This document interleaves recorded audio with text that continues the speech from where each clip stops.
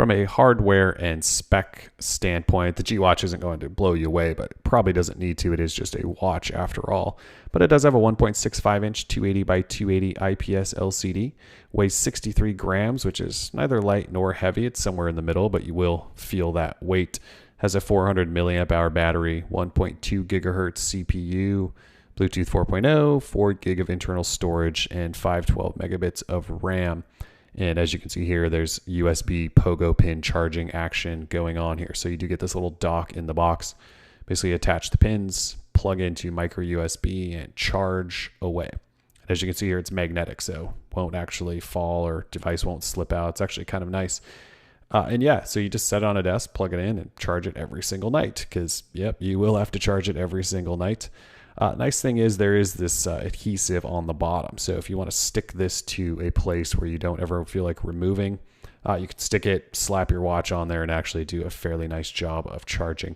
In terms of design, this is about as basic as it gets, folks. You got a cheap feeling rubber wristband attached to what is a black rectangle made of plastic. So you've got shiny black plastic on the top half and then sort of matte textured plastic on the bottom half. It's pretty uninspired. There's, an LG logo on the back, nothing on the front except a bunch of bezel.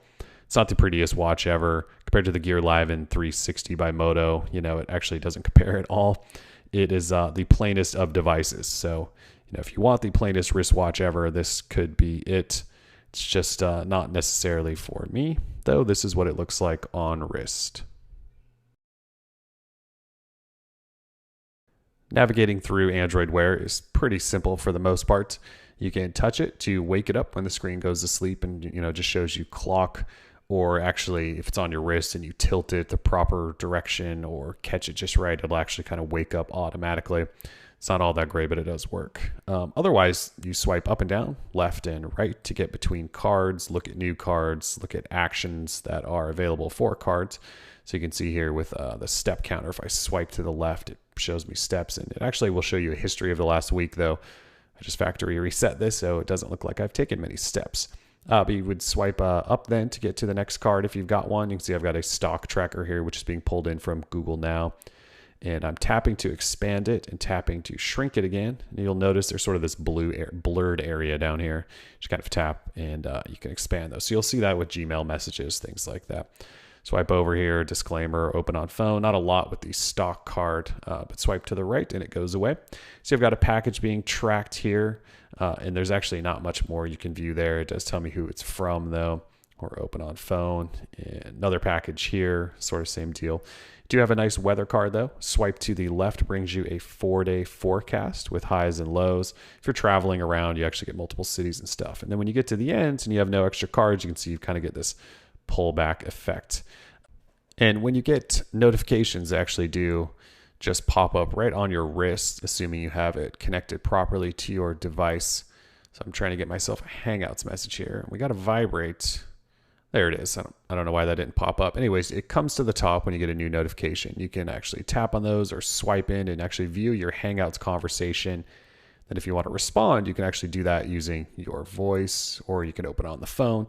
So if we try to reply on the device, we'll see how this works. If I just say something like, thanks for the test, it just got the thanks for part. So it doesn't always work. You can cancel that. I accidentally hit OK, so it actually sent that thanks for, but it does actually send, and I've had some decent conversations using just my Android Wear device when I'm on the treadmill or something like that. So it does actually work. Let's check out a Gmail message. So send a Gmail message on over so you can see what this looks like when it shows up, if it does.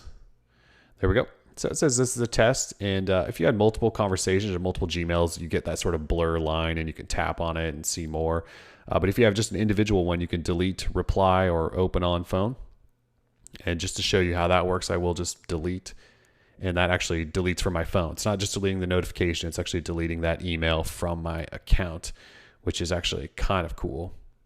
So in terms of basic navigation, that's pretty much it. You get this sort of swipe up, swipe down. You can see the little dots that tell you have new cards. But the other piece here is your voice. So you can either say, okay, Google, and that will launch it, or you can tap on it. You can see here, if I say, okay, Google, that pops up. If you don't want to use your voice, you can actually scroll down and it'll tell you all of the different things that you can do with it, like navigate to a gas station, set a timer, start or stop a stopwatch. You can actually call a car if you have one of those services. But basically, you just say, okay, Google, how old is LeBron James? I think that's the one we always do. Actually, yes, it is.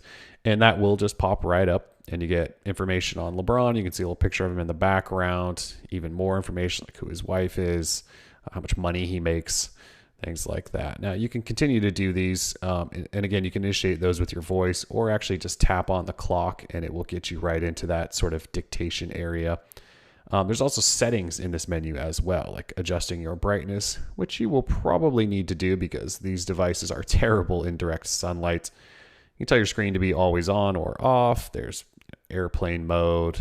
You can power your device on and off here, restart it, reset it, change your watch face. I'll show you a different way to do that as well.